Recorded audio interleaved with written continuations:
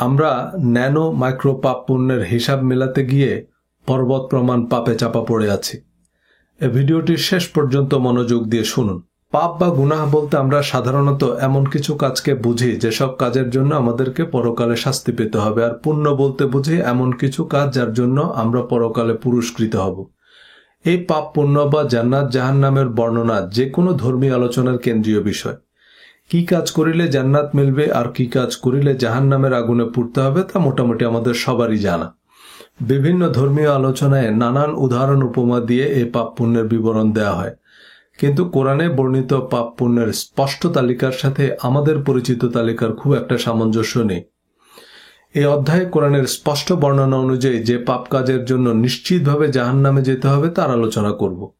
কিন্তু আমরা যেসব কথিত কল্পিত পাপের বিরুদ্ধে জিহাদে নেমে ধর্মের নামে মানুষের জীবন দুর্বিষহ করে ফেলি, তার সাথে কোরআনে বর্ণিত শাস্তিযোগ্য পাপের তালিকার খুব একটা মিল নাই। পোশাকি রীতি রেওয়াজকে পাপ পুণ্য হিসেবে প্রতিষ্ঠা করতে গিয়ে আসল পাপ পুণ্য কিভাবে ধর্মীয় আলোচনার বাইরে চলে যায় তা এই অধ্যায়ে পরিষ্কার ধারণা পাবেন। কোরআনে যেসব পাপ পুণ্যের স্পষ্ট বর্ণনা আছে তা বোঝার জন্য আমাদের হাদিস, তাফসির, ভাষা, ব্যাকরণ কোনো কিছুরই প্রয়োজন পড়ে না। শুধু সেগুলো মানলেও আমরা সারা পৃথিবীর অনুকরণীয় আদর্শ হয়ে উঠতে পারি। কিন্তু কোরআনের সাথে সম্পর্কহীন কথিত ধর্ম বিশ্বাস ও রীতি রেওয়াজকে মাথা থেকে না সরালে আসল ধর্মের আলোচনাই আর করা হবে না। একটা নতুন জুতায় পা ঢুকাতে হলে সবার আগে পায়ের পুরনো জুতা খুলতে হবে। কোরআনের বর্ণনা অনুযায়ী ক্ষমার অযোগ্য সর্বোচ্চ শাস্তিযোগ্য পাপ কাজ আমরা এমন নির্বিকারভাবে করি যে এসবকে আমরা পাপ তো দূরের কথা ধর্মের বিষয়ই মনে করি না, বরং এমন জঘন্য পাপকে আমরা খুব পুণ্যের কাজ মনে করি। অথচ কোরআনের যে কোনো অনুবাদ পড়ে একজন অমুসলিমও পরিষ্কার বুঝবে যে এই কাজগুলো ইসলামের সর্বোচ্চ শাস্তিযোগ্য অপরাধ এবং এমন কাজের জন্য নিশ্চিতভাবে জাহান্নামে যেতে হবে। সামনে বা পিছনে লোকের নিন্দা এমনই একটা পাপ যে সম্পর্কে এমন পরিষ্কার এবং নিশ্চিত করে জাহান্নামের হুঁশিয়ারি দেওয়া হয়েছে, যা আমাদের অতি পরিচিত পাপ, যেমন মদ, জুয়া, শূকরের মাংস, এমনকি জিনা ব্যভিচারের ক্ষেত্রেও দেওয়া হয়নি। পবিত্র কোরআনে সূরা হুমাজাহ নামে একটা সূরা আছে। এই সূরায় মাত্র 9টি আয়াত, যার শেষ 6 আয়াতে একদল মানুষের পাপের পরিণতি সম্পর্কে স্পষ্ট করে বলা হয়েছে। কাল্লা লায়ুমবাযান্না ফিল হুতামা, এমন লোক অবশ্যই নিক্ষিপ্ত হবে হুতামায়। ওয়ামা আদরাকা মাল হুতামা, আল্লাহ নিজেই প্রশ্ন করছে আর কিসে আপনাকে জানাবে হুতামা কি? আবার আল্লাহ নিজেই জবাব দিচ্ছেন, নারুল্লাহিল মুকাদা, এটা আল্লাহর প্রজ্বলিত আগুন, যে আগুন কোনোদিন নিভবে না। আল্লাতী তাত্তালিউ আলাল আফইদা, যা অপরাধীদের হৃদয়কে গ্রাস করবে। তাদের শাস্তির আরো ভয়াবহ বর্ণনা আছে সূরায়। এই আয়াতগুলো থেকে এটা পরিষ্কার যে এক শ্রেণীর লোককে তাদের অপরাধের জন্য জ্বলন্ত অগ্নিকুণ্ডে নিক্ষেপ করা হবে। কিন্তু এই তাওবা বা ক্ষমার অযোগ্য ভয়াবহ পাপী কারা? এ পাপিষ্ঠদের সম্পর্কে সূরার শুরুর আয়াতে বলা হয়েছে। শুধু তাই নয়, সূরার নামও তাদের নামে করা হয়েছে, সূরা হুমাজা। এই হুমাজা মানে হচ্ছে ব্যাকবাইটার, ডিফেইমার। এমন ব্যক্তি যে সামনে বা পেছনে মানুষের নিন্দা করে, কুৎসা রটায় বা মানুষকে বিদ্রূপ করে, মানুষের সম্মানহানি করে। এ সূরার যে কোনো বাংলা বা ইংরেজি অনুবাদ কোনো অমুসলিমকে দিলেও তিনি মানুষের নিন্দা করা, কুৎসা রটানো বা মানুষকে বিদ্রূপ করার পরিণতি সম্পর্কে ইসলামের দৃষ্টিভঙ্গি সম্পর্কে পরিষ্কার ধারণা দিতে পারবেন। কোনো মুহাদ্দিস বা মুফাসসিরের দরকার নেই। ও টু এভরি ফল্ট ফাইন্ডিং ব্যাকবাইটার, দুর্ভোগ প্রত্যেকের যে সামনে পিছনে লোকের নিন্দা করে। এ সূরায় লোকের নিন্দা বা সম্মানহানির কথা বলা হয়েছে। হিন্দু, মুসলমান, আস্তিক, নাস্তিক, Awami League, BNP, colonel, constable আলাদা করে বলা হয়নি। যারা লোক বা মানুষকে বিদ্রূপ করে, তাদেরকে নিয়ে উপহাস করে বা মানুষের নিন্দা করে, কুৎসা রটায়, সম্মানহানি করে, তাদের নিশ্চিতভাবে জাহান্নামের আগুনে নিক্ষেপ করা হবে। অথচ এই কাজগুলো আমরা নিঃশ্বাস নেওয়ার মতো এত স্বাভাবিকভাবে করি যে এগুলোকে আমাদের কাছে ধর্মের সাথে সংশ্লিষ্ট কিছু মনে হয় না। ফেসবুক, ইউটিউবে রিলিজিয়াস মাইন্ডসেটের ভিডিওতে যত অশ্লীল গালিগালাজ আমাকে ডিলিট করতে হয়েছে, এসব কমেন্টের বেশিরভাগ করেছেন যারা আপাত দৃষ্টিতে ধর্মপ্রাণ মুসলমান, মাদ্রাসা পড়ুয়া মাওলানা ধর্মীয় মতপার্থক্যের কারণে কাউকে ইহুদির দালাল, খ্রিস্টান মিশনারি, এমনকি নাস্তিক বলে ফতোয়া দিচ্ছেন মদিনা আল আজহারে পড়ুয়া শায়করা। কোরআনের কথা বললে নেক্সট সুরতের ধোকাবাজ, আহলে কোরআন ফিতনা এমন তহমত দিচ্ছেন সেলিব্রিটি শায়করা। শায়কদের পরচর্চা, পরনিন্দা, মিথ্যাচার, কারো সম্মানহানি করতে দেখলে আমরা এসবকে খুব পুণ্যের কাজ মনে করি। ধর্মের নামে পুণ্যের আশায় বিভিন্ন নায়ক নায়িকা, অভিনেতা অভিনেত্রী, সাংবাদিক, রাজনীতিবিদদের ফেসবুক পেজে আমরা যেসব অশ্লীল অশ্রাব্য কমেন্ট করি, তার জন্য কোরআন অনুযায়ী আমরা নিশ্চিতভাবে হুতামায় নিক্ষিপ্ত হব। পক্ষান্তরে নাচ, গান বা নাটক, সিনেমায় অভিনয় করার জন্য, হিজাব নিকাব না পরার জন্য কাউকে দোজখে যেতে হবে, এটা প্রমাণ করতে মুহাদ্দিস, মুফাসসির, ভাষাবিদদের টাস্ক ফোর্স গঠন করতে হবে। মদ জুয়া আল্লাহর অপছন্দ, শয়তানের কাজ, কিন্তু মদ জুয়াকে সরাসরি দোজখে যাওয়ার কারণ বলা হয়নি। শূকরের মাংস খাওয়া হারাম বলা হয়েছে, কিন্তু এর জন্য দোজখে যেতে হবে এমন হুঁশিয়ারি দেওয়া হয়নি। সব হারামের শাস্তি সমান নয়। ইলিগাল পার্কিংও ইলিগাল, কিন্তু ইলিগাল পার্কিং এর জন্য সামান্য আর্থিক জরিমানা করা হয়, জেল বা ফাঁসি হয় না। একইভাবে যেসব হারামের ক্ষেত্রে সুনির্দিষ্ট শাস্তির উল্লেখ নেই, তার শাস্তি কি হবে তা আল্লাহ ভালো জানেন। আল্লাহ ক্ষমাশীল এবং আমরা সর্বাবস্থায় আমাদের ত্রুটি বিচ্যুতির জন্য আল্লাহর ক্ষমা ও দয়া প্রার্থনা করি। কিন্তু যে কাজগুলোকে আল্লাহ বেহেশতে প্রবেশের পূর্বশর্ত বলেছেন বা যে কাজগুলোকে দোজখে যাওয়ার কারণ বলেছেন, সেগুলো বাদ দিয়ে হিজাব নেকাবের মাপ কি হবে? তারাবি নামাজের মাসালা নিয়ে পিএইচডি করতে মদিনা আল আজহারে যাচ্ছেন আমাদের মেধাবী শায়করা। আমি বেশ রক্ষণশীল মাদ্রাসায় পড়েছি। আমার অভিজ্ঞতা থেকে বলছি, মাদ্রাসায় পড়ার সময়ও আমরা এক মুহূর্তের জন্য উপলব্ধি করিনি যে বডি শেমিং একটা খারাপ কাজ। বডি শেমিং শব্দটা আমি আমেরিকায় আসার পর শুনেছি। বডি শেমিং মানে কারো শারীরিক গঠন, গড়ন বা গায়ের রং নিয়ে বিদ্রূপ করা, অবমাননাকর বা কষ্টদায়ক মন্তব্য করা। এটা আমেরিকায় বেশ বড় রকমের অপরাধ। বড় বড় প্রতিষ্ঠানের কর্তা ব্যক্তিদেরও তাৎক্ষণিক চাকরি যায় বডি শেমিং এর অভিযোগে। আমাদের দেশে ফেয়ার অ্যান্ড লাভলি একসময় বিজ্ঞাপন দিত, গায়ের রং কালো হওয়ায় একটা মেয়ের চাকরি হয় না। এরপর ফেয়ার অ্যান্ড লাভলি মেখে ফর্সা হওয়ার পর তার এয়ারলাইন্সে চাকরি হয়। আমেরিকায় এ ধরনের বিজ্ঞাপন দিলে কোম্পানির অ্যাড অ্যাকাউন্ট ব্লক করে দেওয়া হবে। আমাদের সময় স্কুল বা মাদ্রাসায় সব বন্ধুদের একটা কুৎসিত নাম দেওয়ার রেওয়াজ ছিল, যেমন লম্বু, বাট্টু, মুটকি, ট্যাগরা, কালুলা, টাকলা, কালি, ল্যাংলা ইত্যাদি। এছাড়া একটা সুন্দর নামকে বিকৃত করে উচ্চারণ করা তো নিয়মে পরিণত হয়েছিল। যেমন একজনের নাম মোহাম্মদুল্লাহ, তাকে প্রথমে মাদুল্লাহ, এরপর আরেক দফা সংক্ষেপ করে ডাকা হয় মাদ্দা। কোথায় মোহাম্মদুল্লাহ আর কোথায় মাদ্দা? আমার নাম সজল। এটা এরকম অতি প্রাকৃতিক সন্ধি প্রক্রিয়ার ভিতরে দিয়ে গিয়ে হয়ে গেল সদ্যা। সূরা হুজুরাতের 11 নম্বর আয়াতে বলা হয়েছে, হে মুমিনগণ, কোন পুরুষ যেন অপর কোন পুরুষকে উপহাস না করে, কেননা যাকে উপহাস করা হয়েছে সে উপহাসকারী অপেক্ষা উত্তম হতে পারে। আর কোন মহিলা যেন অপর কোন মহিলাকে উপহাস না করে, কেননা যাকে উপহাস করা হয়েছে সে উপহাসকারিণী অপেক্ষা উত্তম হতে পারে। তোমরা একে অপরের প্রতি দোষারোপ করো না এবং তোমরা একে অপরকে মন্দ নামে ডেকো না। ঈমান আনার পর মন্দ নামে ডাকা গর্হিত কাজ। যারা এ ধরনের আচরণ থেকে নিবৃত্ত না হয় তারাই জালেম।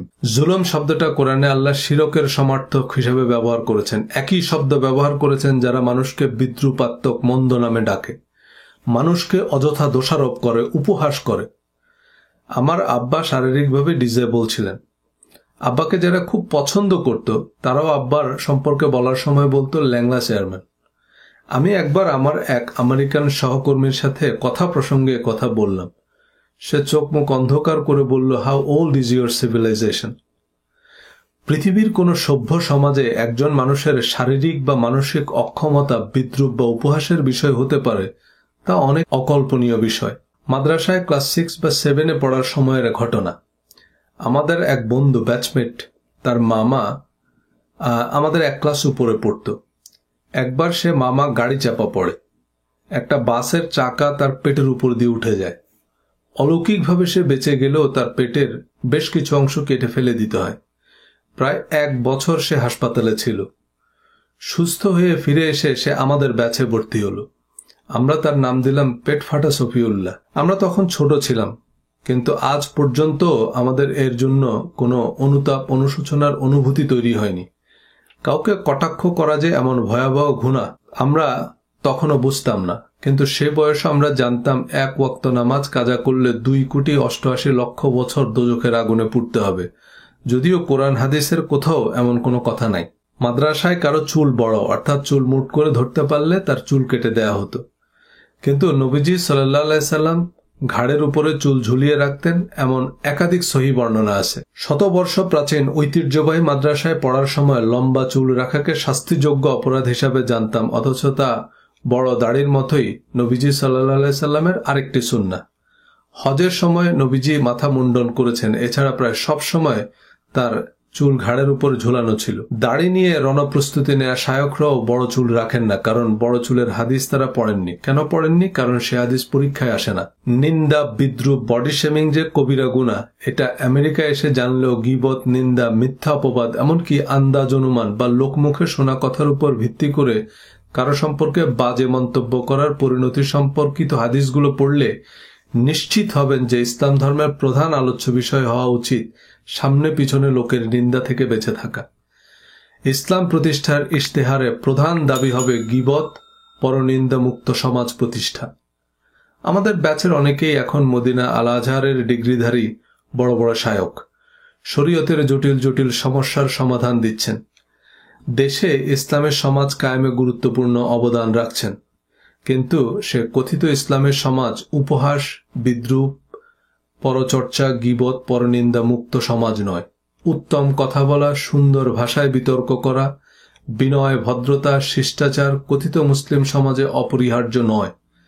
পিতামাতা, আত্মীয় স্বজন, অভাবী দরিদ্রদের দান করা, ছোট ছোট বিষয়ে প্রতিবেশী সহকর্মীদের সাহায্য করাকে আমাদের কাছে সোশ্যাল ওয়ার্ক হিসেবে বিবেচিত হলেও ধর্মচর্চা মনে হয় না। কিন্তু হাদিস, তাফসির সকল মানদণ্ডে এ কাজগুলো করা না করা শুধু পাপ পুণ্য নয়, এগুলোই বেহেশত দোজখ নির্ধারণ করবে। পক্ষান্তরে দাড়ি, বোরখা, আরবীয় জুব্বা, নুরানি পদ্ধতির আরবি শিক্ষা, পাড়ায় মহল্লায় প্রাসাদোপম মসজিদ নির্মাণকে ইসলাম কায়েম নাম দিলেও এগুলোকে পাপ পুণ্য প্রমাণ করতে মাদানী আজহারি টাস্ক ফোর্স লাগবে। কোরআন এবং কোরআনের সাথে সঙ্গতিপূর্ণ হাদিস অনুযায়ীও এগুলোতে বিশেষ পুণ্য নাই। ফজিলত ফাজাইলের জাল কিচ্ছা বানিয়ে ভাষা ব্যাকরণের মার পেছে মাদানী আজহারি হুজুরদের ফতোয়া বা মতামতের ভিত্তিতে এগুলোকে ধর্মের প্রধান এজেন্ডায় পরিণত করা হয়েছে। এসব অপশনাল বিষয়কে প্রায়োরিটি লিস্ট থেকে বাদ না দিলে আসল কাজ করা হবে না। প্রচলিত পোশাকি ধর্মাচারের কোনো বিশেষ তাৎপর্য সমাজ সংসারে নাই। এসব পোশাকি রীতি রেওয়াজে মানুষের উল্লেখযোগ্য কিছু যায় আসে না, এবং এই কাজগুলো করা এমন কঠিন কিছুও নয়।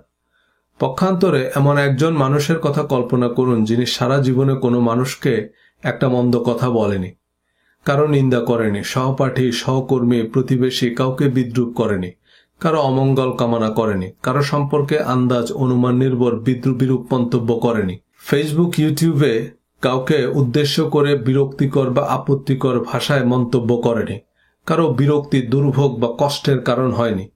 এমন মানুষ কোটিত একজন পাওয়া যাবে কিনা সন্দেহ। এমন মানুষকে আমরা ভালো মানুষ বলি, কিন্তু ধার্মিক মানুষ বলি না। অনেক হিন্দু বা অমুসলিম সম্পর্কেও আমরা বলি বা বলতে শুনি যে তিনি খুব ভালো মানুষ, কারণ তিনি ভালো কাজ করেন, মন্দ কাজ করেন না। এই ভালো কাজই আমেলা সালেহা হচ্ছে জান্নাতের চাবি, অর্থাৎ ভালো মানুষরাই জান্নাতে যাবে, আর মন্দ কাজ হচ্ছে দোজখের শিকল। খারাপ মানুষরা দোজখে যাবে। 5 ওয়াক্ত নামাজ পড়েন, দাড়ি, টুপি, হিজাব, নেকাব সব মেনে চলা ধর্মপ্রাণ মানুষদের মধ্যে শতকরা কতজন পাওয়া যাবে যারা আলোচ্য দোষগুলো থেকে মুক্ত? শতকরা 1/1 চেয়েও কম। আমরা যাদের ধার্মিক মানুষ বলি তাদের সবসময় ভালো মানুষ বলি না, কিন্তু ধর্মের প্রথম এবং প্রধান উদ্দেশ্য হচ্ছে ভালো মানুষ হওয়া। মদ বা শূকরের মাংস বর্জন করা সহজ, কিন্তু গীবত, মানুষকে মিথ্যা অপবাদ দেয়া, সামনে পিছনে মানুষের নিন্দা করা, মানুষকে নিয়ে অবজ্ঞা উপহাস করা, বডি শেমিং থেকে বিরত থাকা, ধর্মীয় মতপার্থক্য সত্ত্বেও প্রতিপক্ষকে কাফের, মুরতাদ, নাস্তিক, ইহুদির দালাল অপবাদ না দেয়া পৃথিবীর অন্যতম কঠিন কাজ। একজন ভালো মানুষ সকল সমাজের সম্পদ। একজন দয়ালু, হৃদয়বান মানুষকে অবোধ পশু পাখিও ছেড়ে যেতে চায় না। আবার দুষ্ট প্রকৃতির মানুষের ভয়ে পশু পাখিরও ভীত সন্ত্রস্ত। সারাদিন নামাজ পড়ে, সারা বছর রোজা রাখে, কিন্তু মানুষের সাথে দুর্ব্যবহার করে এমন এক মহিলা সম্পর্কে নবীজি সাল্লাল্লাহু আলাইহি সাল্লাম বলেছেন যে সে জাহান্নামী। তার নামাজ রোজা তার কোনো কাজেই আসবে না। আপনার একটা ভালো কমেন্টে কারো দিনটা ভালো যায়, ভালো লাগা তৈরি হয়।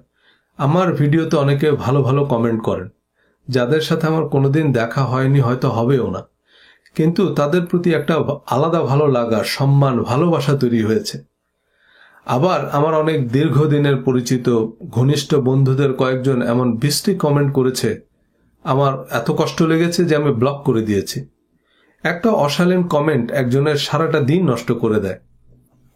আমাদের নামাজ রোজা পোশাক আশাকে কারো কিছু যায় আসে না, কিন্তু আমাদের আচরণে যায় আসে। সূরা কালামের 9 থেকে 13 নম্বর আয়াতে আল্লাহ বলেছেন, নবীজি সাল্লাল্লাহু আলাইহি সাল্লামকে নির্দেশ দিয়েছেন এই আয়াতগুলোতে যে আপনি মিথ্যাচারীদের অনুসরণ করবেন না, আর যারা পিছনে নিন্দাকারী, যে একজনের কথা অন্যজনের কাছে লাগিয়ে বেড়ায়, যে ভালো কাজে বাধা দান করে, যে ধন সম্পদ ও সন্তান সন্ততিতে সমৃদ্ধশালী হওয়ায় মানুষের সাথে রূঢ় আচরণ করে। নবীজি সাল্লাল্লাহু আলাইহি সাল্লাম নিশ্চয়ই আল্লাহর নির্দেশ অনুসারে এসব নিকৃষ্ট চরিত্রের মানুষদের সংস্পর্শ এড়িয়ে চলতেন, কিন্তু আমরা এখন এমন কুৎসিত চরিত্র নিয়ে নিজেদের নবীর উম্মত দাবি করি। পবিত্র কোরআনে আল্লাহ স্পষ্ট করে বলেছেন, হে মুমিনগণ, তোমরা আন্দাজ অনুমান থেকে দূরে থাকো, কারণ কিছু অনুমান পাপ। তোমরা একে অপরের গোপনীয় বিষয় অনুসন্ধান করো না এবং একে অপরের পশ্চাতে নিন্দা করো না। তোমাদের মধ্যে কি কেহ তার মৃত ভাইয়ের মাংস ভক্ষণ করতে চায়? বস্তুত তোমরা তো এটাকে ঘৃণাই করো। অনুমান করা অর্থাৎ নেতিবাচক অনুমান করা পাপ। বিনোদনমূলক মিডিয়ায় কাজ করে, কলেজ ইউনিভার্সিটিতে পড়ে, বহুজাতিক কোম্পানিতে চাকরি করে, ইউরোপ আমেরিকায় বসবাস করে এমন মানুষদের চরিত্র সম্পর্কে আমরা নেতিবাচক কিছু ধারণা করে নিই। কোরআন অনুযায়ী এমন ধারণা করাই পাপ। সে ধারণার ভিত্তিতে বিরূপ মন্তব্য করা আরো ভয়াবহ পাপ। কোরআনে কারো গোপনীয় বিষয় অনুসন্ধান করা এবং তার দোষ প্রচার করাকে মৃত ভাইয়ের মাংস ভক্ষণ করার সাথে তুলনা করা হয়েছে। কোরআনের এই আয়াতে আল্লাহ যে উপমা দিয়েছেন তা থেকে এটা পরিষ্কার যে আল্লাহর নিকট এই কাজগুলো কেমন ঘৃণিত কাজ। পৃথিবীর সবচেয়ে জঘন্য মানুষটাও তার মৃত ভাইয়ের মাংস খায়, এমনটা আমরা কল্পনা করতে পারি না, কিন্তু সমমানের পাপ বা অপরাধ আমরা মিনিটে মিনিটে করছি। এর কারণ আমাদের ধর্মীয় আলোচনা অনুষ্ঠানে এগুলো বিবিধের তালিকায় থাকে, যা সময় স্বল্পতার কারণে আলোচনা করা হয়ে ওঠে না। নবী নূরের তৈরি না মাটির তৈরি, মিলাদ কিয়াম, মৃতের জন্য খাওয়ানো জায়েজ কিনা, এসব জরুরি জনগুরুত্বপূর্ণ আলোচনা ঝগড়ায় সময় চলে যায়। আমার ভিডিওতে যাবতীয় অশালীন কমেন্টের অন্যতম প্রধান বিষয়বস্তু কোরআন কেন্দ্রিক কথা বলা। কোরআন মানলে পরিচিত ধর্মের বেশিরভাগ কিছুই আলোচ্যসূচি থেকে বাদ পড়ে, তাই হাদিস লাগবে। গায়ক, নায়ক, শিল্পী, সাংবাদিক, রাজনীতিবিদ সবার পেজে ধর্মপ্রাণ মুসলিমরা যেসব পড়ার অযোগ্য কমেন্ট করেন তা কোন হাদিস অনুযায়ী করেন?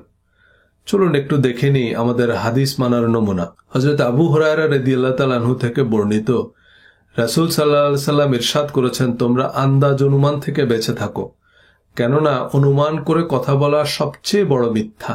পবিত্র কোরআনের প্রথম পাতায় আল্লাহ বলেছেন, they will suffer a painful punishment for their lies, আর তাদের জন্য রয়েছে কষ্টদায়ক শাস্তি, কারণ তারা মিথ্যাবাদী।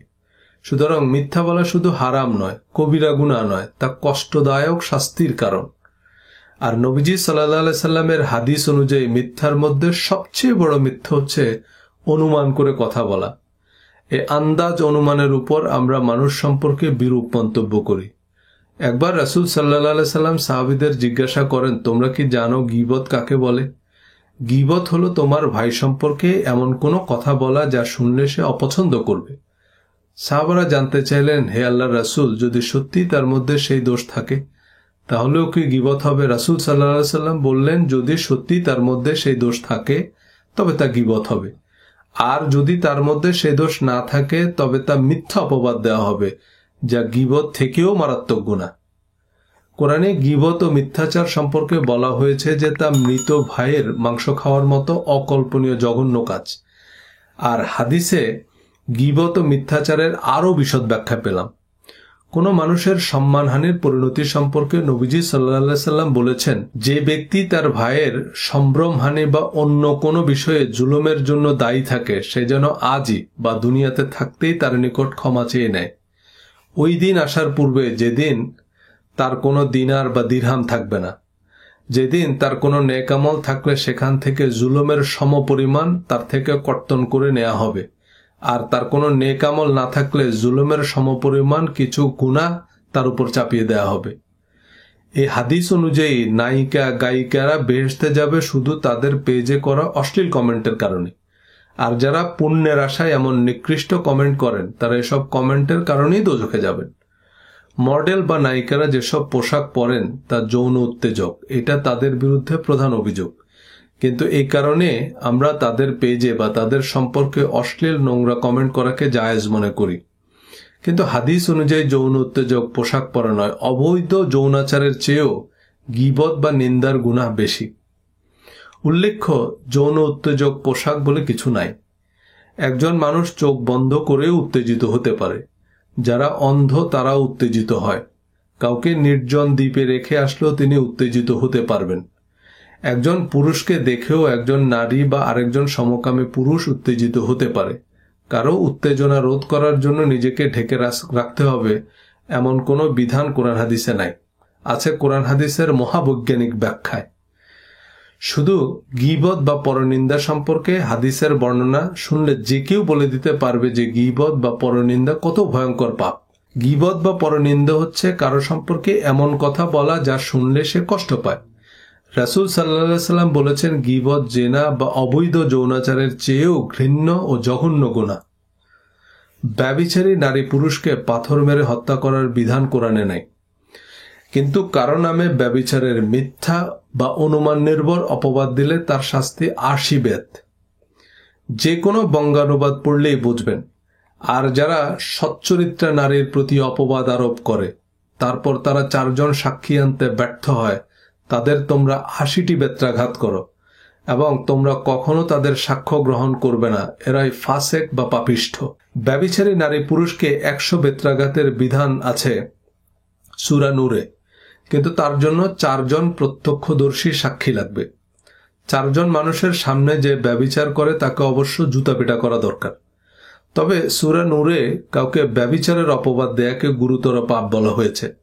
৪ জন সাক্ষী না থাকলে বাকি ৩ জন প্রত্যক্ষদর্শীও অপবাদের অভিযোগে দুনিয়া এবং আখেরাতে শাস্তি পাবে।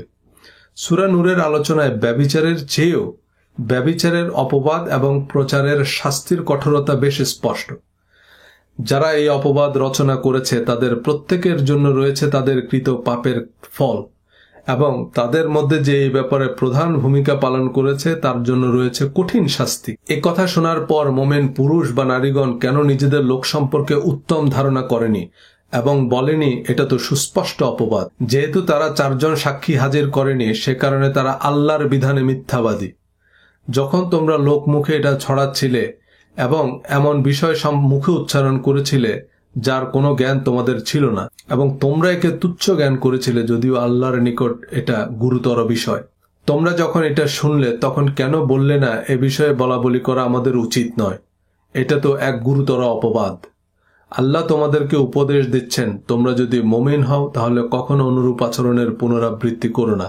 যারা সচ্চরিত্র সরল মনা বিশ্বাসী নারীর প্রতি অপবাদ আরোপ করে তারা দুনিয়া ও আখেরাতে অভিশপ্ত এবং তাদের জন্য রয়েছে মহাশাস্তি।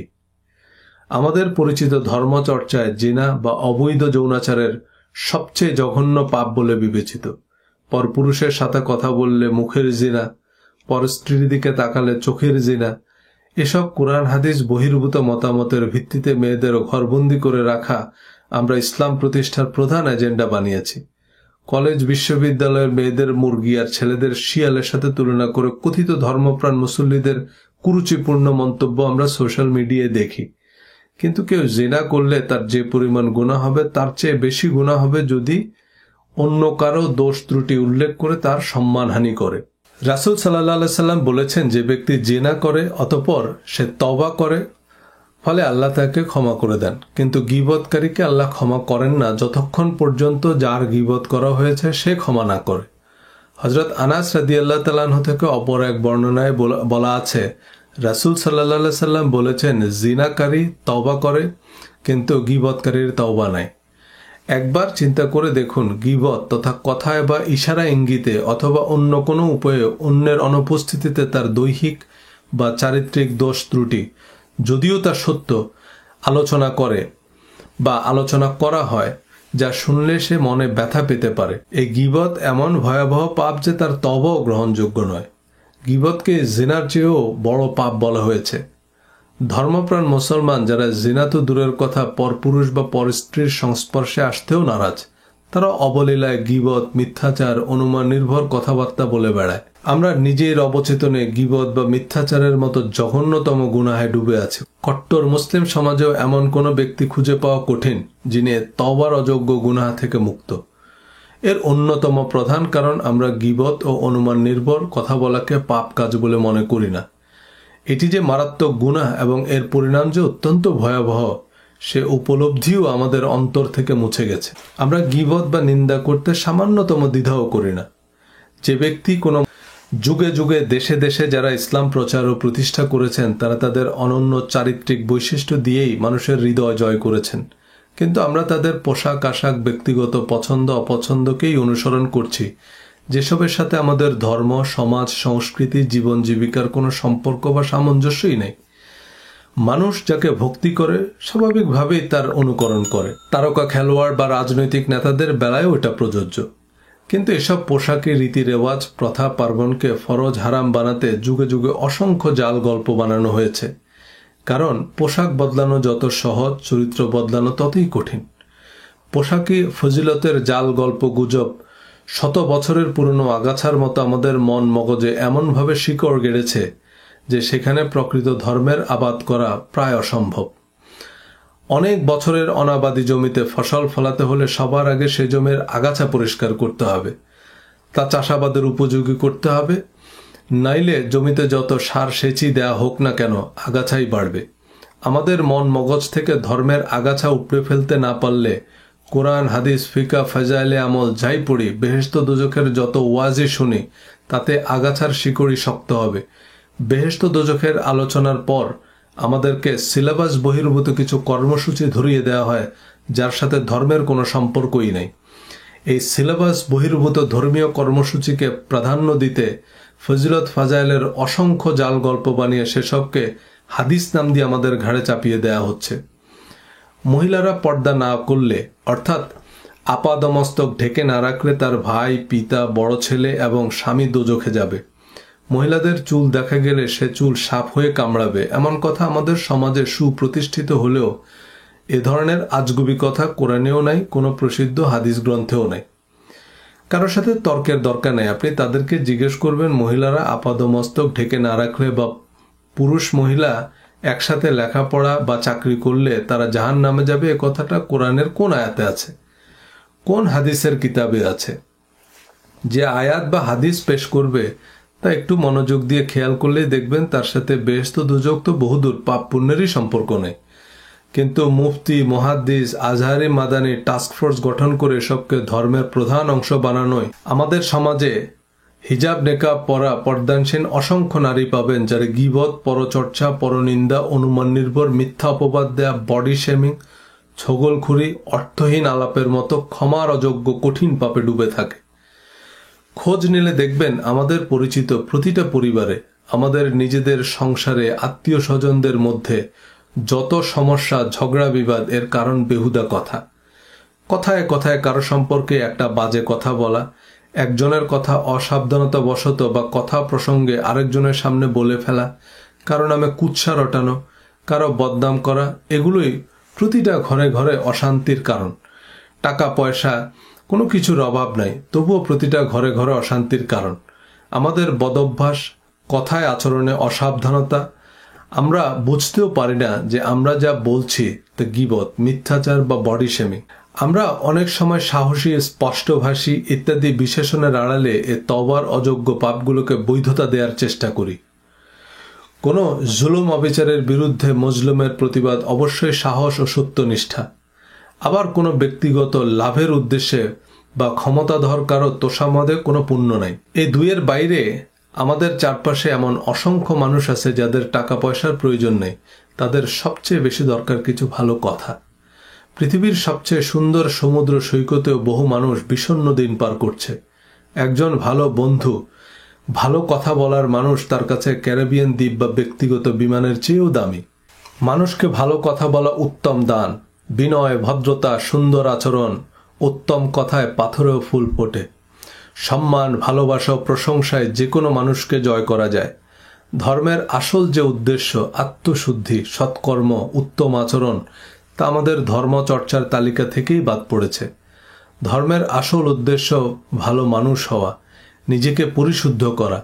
পবিত্র কোরআনে আল্লাহ বলেছেন, শপথ মানুষের আর তার যিনি তাকে সুবিন্যস্ত করেছেন, অতঃপর তাকে অসৎ কাজ ও সৎ কাজের জ্ঞান দান করেছেন। কাদ আফলাহা মান তাযাক্কা, successful indeed is the one who purifies their soul. সেই সফল যে নিজেকে পরিশুদ্ধ করেছে, and doomed is the one who corrupts it. আর সেই ব্যর্থ যে নিজেকে বা নিজের আত্মাকে কুলুষিত করেছে। আমরা আমাদের সন্তানদের ভালো স্কুলে পাঠাই যাতে তারা ভালো মানুষ হতে পারে। কম বেতনেও মানুষ এমন প্রতিষ্ঠানে কাজ করতে চায় যেখানে কাজের পরিবেশ ভালো। এই ভালো স্কুল, ভালো নেইবারহুড বা ভালো কাজের পরিবেশ মানে যেখানকার মানুষগুলো ভালো।